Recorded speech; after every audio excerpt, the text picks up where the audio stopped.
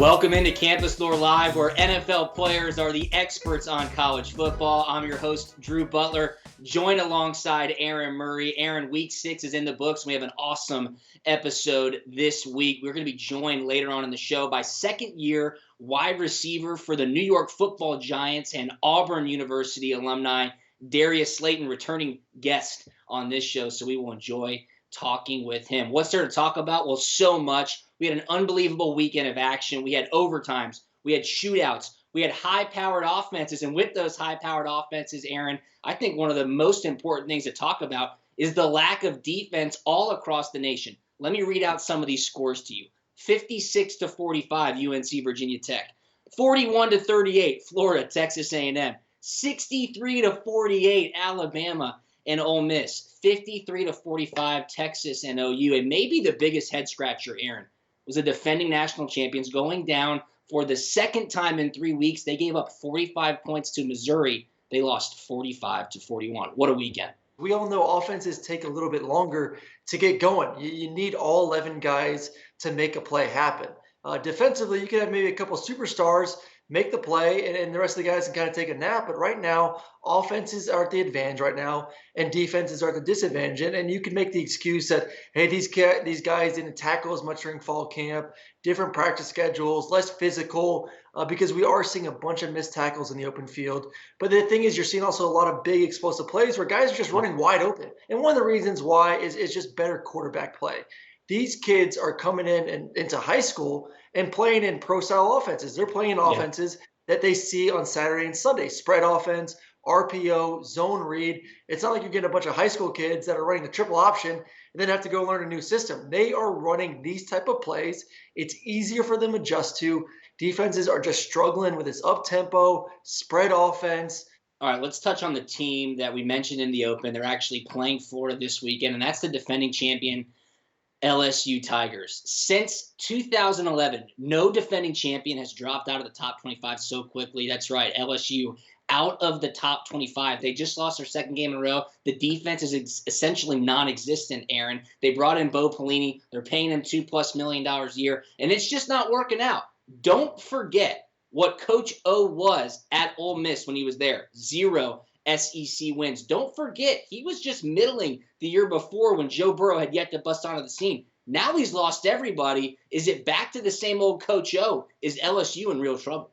There's a lot of issues on that side, and we saw some issues last year as well. But, they had a tremendous quarterback, a bunch of great skill guys, a great running back in Clyde Edwards out of the backfield. They don't have that this year. They're playing well offensively, but they're not playing well enough to score 50, 60 points a game in order to overcome the problems that they see on the defensive side. So, this is going to be a long season for those guys at LSU right now. When you watch them, there's just so many fundamentally things going wrong with the defense. Missed tackles, blown coverages, no ability to get after the quarterback. And these are things that are hard to correct week 4, week 5. Yeah, speaking of figuring it out and progress, two teams that maybe had thought they had it figured out faced tough opponents this past weekend and came up short in a big way. That, of course, being Tennessee losing to number 4 Georgia, and then Miami taking on the number 1 ranked Clemson Tigers. And Aaron, I'd love your thoughts on this, but there was a lot of hype going into these two matchups. There was a lot of momentum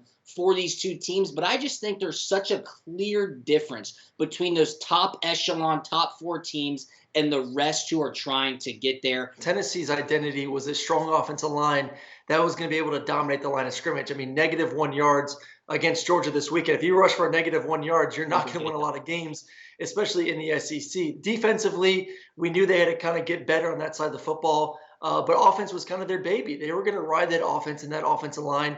I still thought Garantano played well there against the Dogs. He struggled in the second half because they couldn't protect and they couldn't run the football. So Tennessee is still a good ways to go. I think Miami is one of the top teams in the ACC, a competitive ACC, a better ACC this year. They just faced the best team in all of college football. Clemson, no doubt about it, one of the best offenses and one of the best defenses. They are the most complete team. They faced them on the road.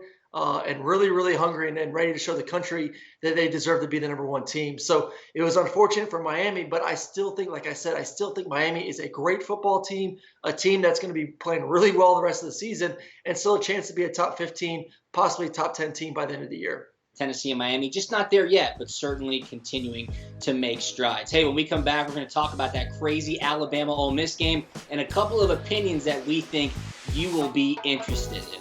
You're watching CampusLore Live.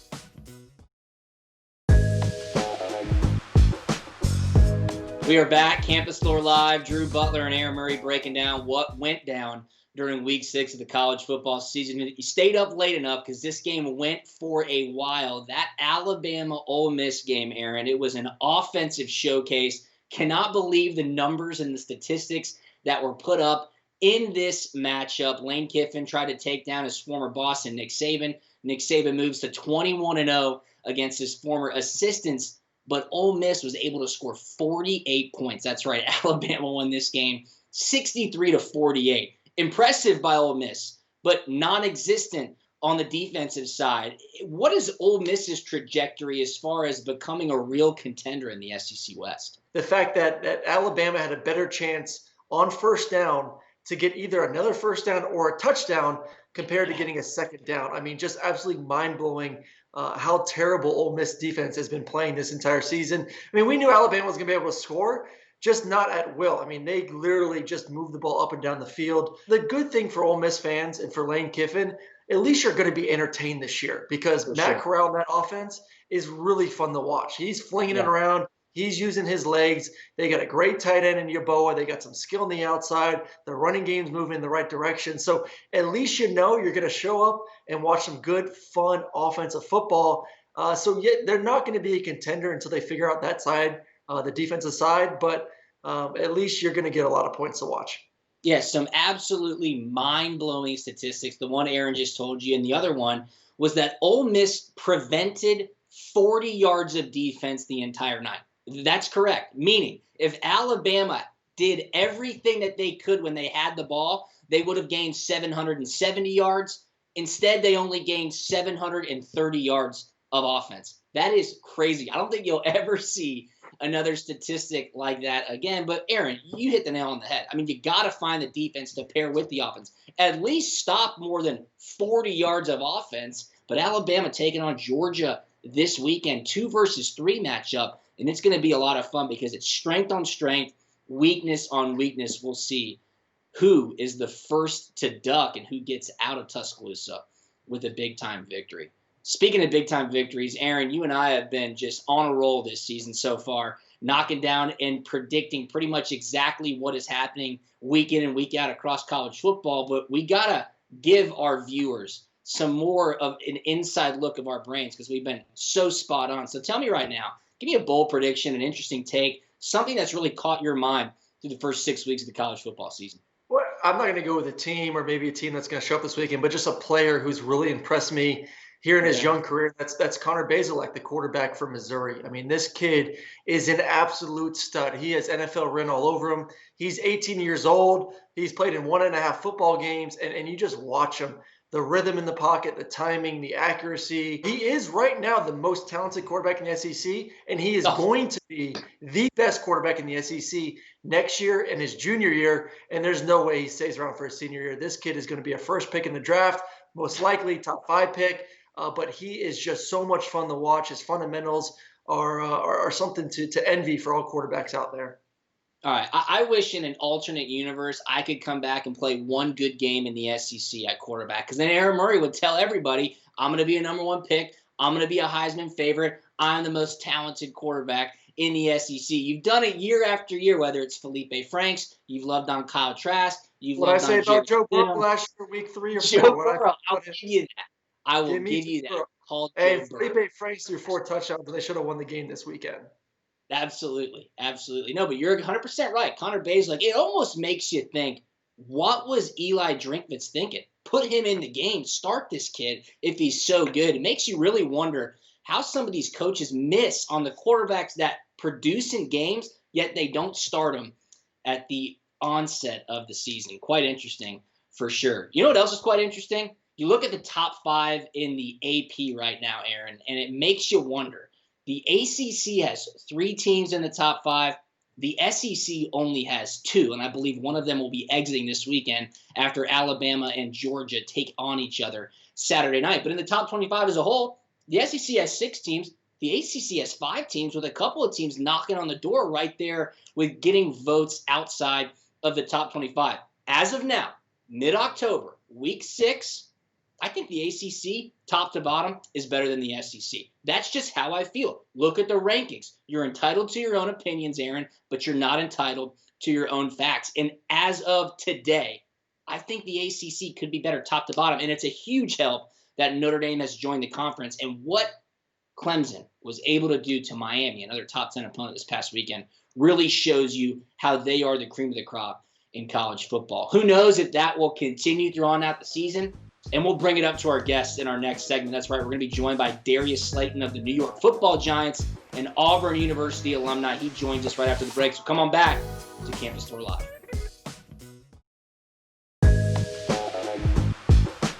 Drew Butler and Aaron Murray here with CampusLore Live. Time to welcome in our guest this week. It's Darius Slayton of the New York Football Giants. He is an Auburn University alumni and a returning guest on our show. Darius, thanks so much for joining us, my man.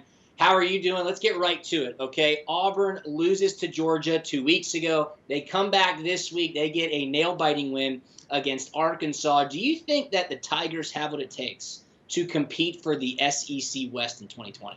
Yeah, I think we've got a lot of talent on both sides of the ball. Freshman running back Tank Bisbee's been doing a great job. Anthony and Seth have both done a great job on the receiving end, along with Eli Stove. And I think I've seen a lot of good things out of Bo Nix. A little bit of he's been under duress a good bit of some of these games, it seems, but it seems like when he hasn't had time, he's done a pretty good job of making decisions. And our defense is our defense. I think it was a little bit of an anomaly, the Georgia game.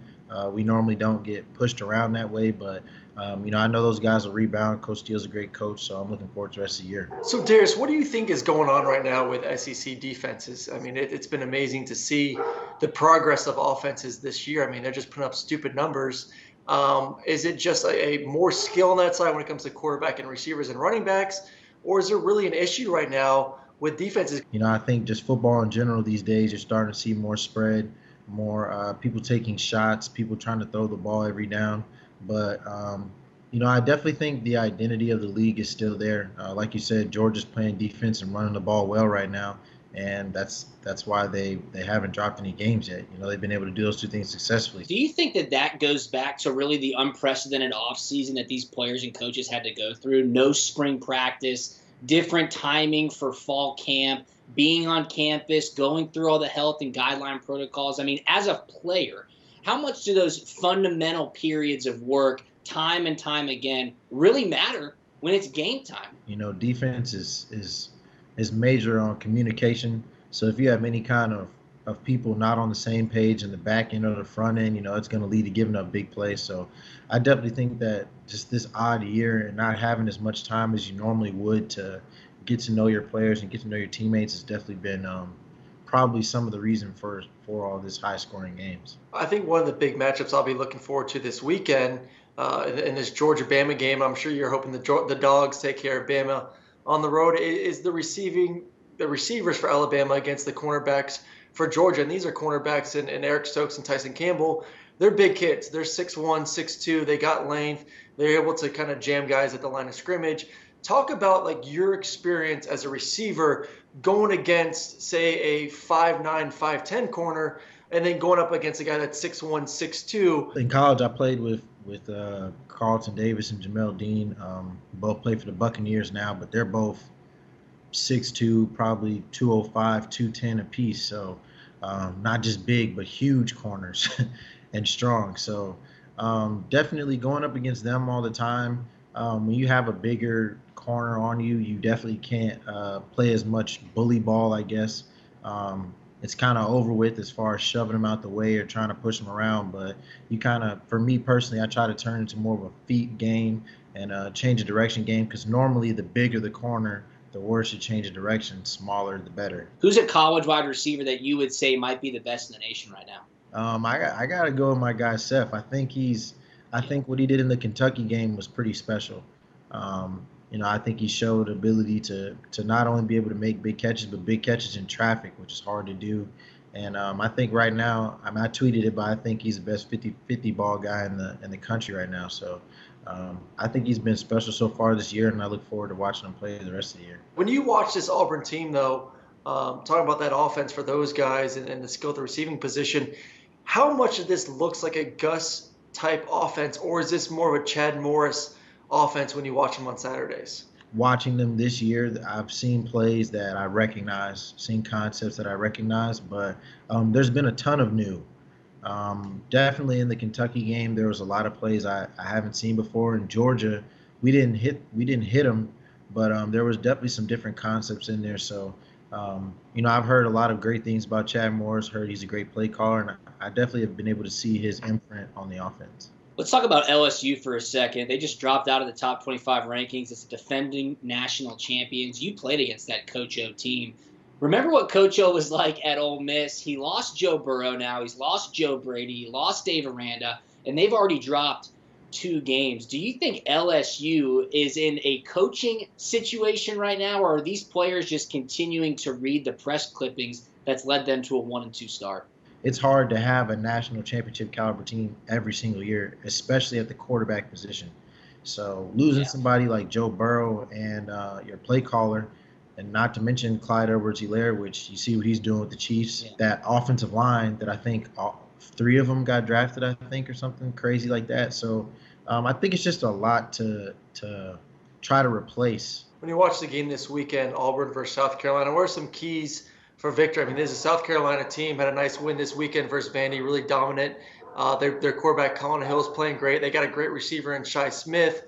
What does Auburn need to do to win this football game on the road? I think in any game, if you can stop the run and try to make people one-dimensional, it gives your defense a tremendous chance to be successful. And on the offensive end, I think we just got to keep letting our running backs run and keep finding Anthony and Seth and let those guys make plays in space and just do a good job of keeping Bo Nix clean and letting him be able to do his thing. Give us one more prediction. It's the game of the weekend, 2 versus 3, Georgia against Alabama. Everybody's going to talk about how Nick Saban doesn't lose to his former assistant coaches. Do you think Georgia's built to be able to go into Tuscaloosa and get a victory? It seems like they've been leaning pretty heavily on being able to run the football with their offensive line. It's been pretty successful to this point. But if it's one thing we know about Alabama, they don't typically just let you push them around. So, but Georgia's quarterback has been impressive. He's made a lot of plays. So, I definitely think he'll have to make a lot to beat Alabama. Probably very similar to how Ole Miss did this past weekend. That's kind of just what you have to do to beat those guys. Well, Darius, thanks so much for joining us once again, my man. Best of luck on the rest of the season up there in New York with the Giants. And when we come back, Aaron and I are going to tell you what we think is going to happen on Week 7 of this college football season. So come on right back to CampusLore Live.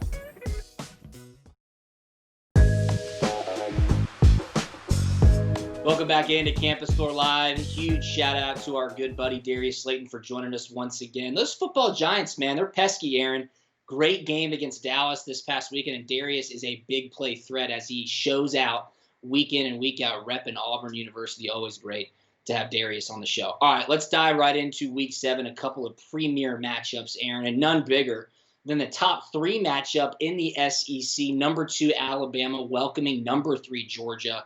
This is your 8 p.m. primetime game, and I tell you what, it's going to be a knockout. I think this is going to be a lot better game than many people anticipated heading into the season. I think Georgia's a little bit further along offensively than what we thought they would be right now. And credit to Stetson Bennett.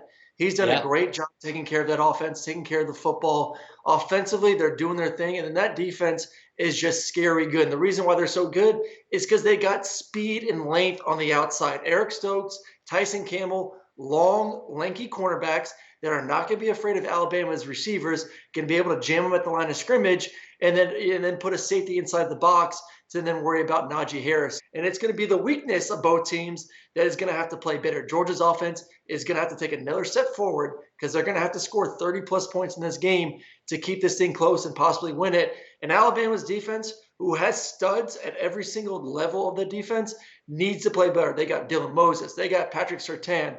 They got guys that are going to be playing on Sunday.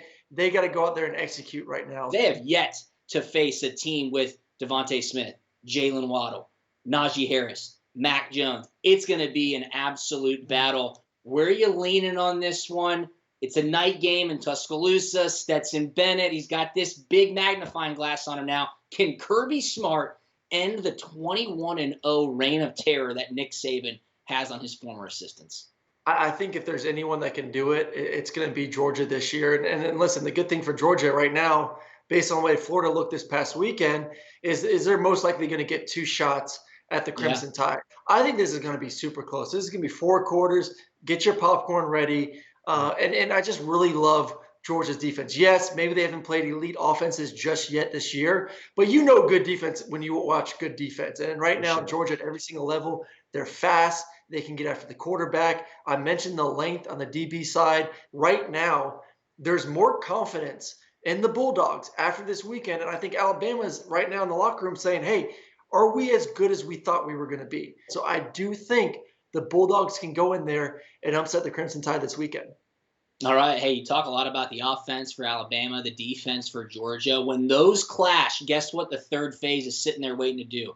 Decide the outcome of the game. Special teams people in the kicking game. I think Georgia has the edge. And I think that could prove to be the difference on Saturday night. So I'm with you, Aaron. I think Georgia wins 2 out of the 3 phases. It's enough to get them a win in Tuscaloosa. Another great matchup, which had way more hype before the season started, is Florida taking on LSU. Of course, both these teams just lost a week ago. Kyle Trask, Kyle Pitts, that Florida offense, it's dynamic. But what about the defense? LSU has so many question marks as well. I mean, there's teams in the SEC which you kind of associate with great defense: Alabama, Georgia, Florida, LSU. And right now, 3 of them are just playing offense, and that's it. And Miles Brennan has really grown up and done a tremendous job since pretty much the first half against Mississippi State. And then from second half on until today, he's played really, really well, finding his playmakers, big explosive plays all over the field. Offensively, they're fine. Defensively, they're terrible, but I just like Kyle Trask and Kyle Pitts. I think their defense is just slightly better than LSU, which is not saying much, but Florida, because of the home field advantage, takes one this weekend against the Tigers. Number 1 ranked Clemson hits the road, heads to the flats to take on Georgia Tech in Atlanta. Now, look, Georgia Tech has a lot of juice around the program. Coach Collins in his 2nd season. There is a new energy on the flats in Atlanta. Could they even keep this game close, though? Clemson flexed their muscles a week ago against number 7 ranked Miami. They're just going to continue to roll their helmets out on the field and run roughshod over the ACC, right? Listen, I like Jeff Sims, the quarterback for Georgia Tech. I'm not going to sit here and tell you that he's going to be a first-round draft pick, but I do think he's a talented football player. He's young. He's played well this season, using his legs, throwing the football. I think he's someone that Collins is going to be able to build this program around. But this is Clemson. This is the best team in college football. This is the most complete team in college football. Yeah. They got future first pick in the draft, Trevor Lawrence. ETN is an absolute beast. That defense has so much depth and speed. No chance Georgia Tech even sniffs close to competing with Clemson this weekend. I mean, it's just a matter of how hard and long they want to keep their foot on the pedal when it comes to getting away from football teams. You just mentioned it. Trevor Lawrence, you ain't playing in the 4th quarter. Travis Etienne probably gets pulled midway through the 3rd. They get to decide how much energy they want to expend and how many points they want to put on the board. It should be no different this weekend in Atlanta. And what else should not be different? Amazing action all weekend long. Week 7 is on deck. Big thanks to our guest this week, Darius Slayton from the New York Giants and Auburn University. For Aaron, I'm Drew. Thanks for watching CampusLore Live.